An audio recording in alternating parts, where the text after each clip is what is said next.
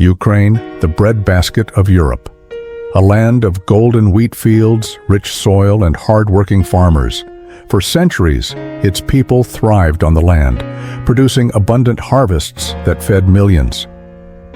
But in the early 1930s, a silent horror consumed Ukraine. A man-made famine, engineered by Joseph Stalin's Soviet regime, brought devastation unlike any before. This is the story of the Holodomor, the great famine that took the lives of millions. In 1928, Stalin introduced a radical economic plan, collectivization. Private farms were abolished and all land, livestock, and grain were seized by the state. The goal? To industrialize the Soviet Union at breakneck speed, using Ukraine's vast grain resources to fund expansion. Farmers, known as kulaks, who resisted were branded as enemies of the people. Stalin declared war on them. Thousands were arrested, deported to Siberian labor camps, or executed. The villages emptied, yet the land remained, waiting for those who dared to survive. By 1932, Soviet officials arrived in Ukrainian villages demanding impossible grain quotas. Armed soldiers raided barns, took every sack of wheat, and left nothing for the farmers who had grown it. Even the seeds for the next harvest were confiscated. The people were left with empty fields and empty stomachs. Those caught hiding even a handful of grain faced execution or exile. Soviet law, known as the Law of 5 Years of Grain, made it illegal to keep food. A starving child picking leftover wheat from the frozen ground could be sentenced to death, and many were. Then, the winter of 1932 came. Villages once filled with the laughter of children became ghost towns. Families survived on tree bark, weeds, and rodents. Some even turned to unthinkable acts to stay alive. Parents watched helplessly as their children wasted away before their eyes. Every day, bodies lined the roads, unburied, forgotten. In just 1 year, an estimated 4 million Ukrainians perished.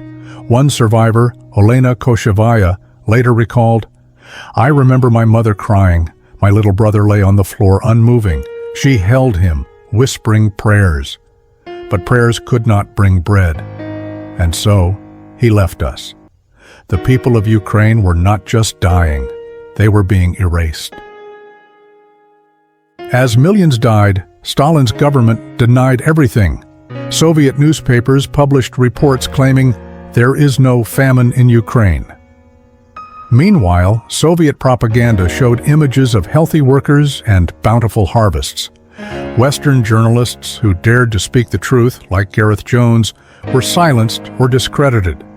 Some, like Pulitzer Prize-winning journalist Walter Duranty of the New York Times, knowingly spread false reports that dismissed the famine as a myth. But evidence could not be buried forever.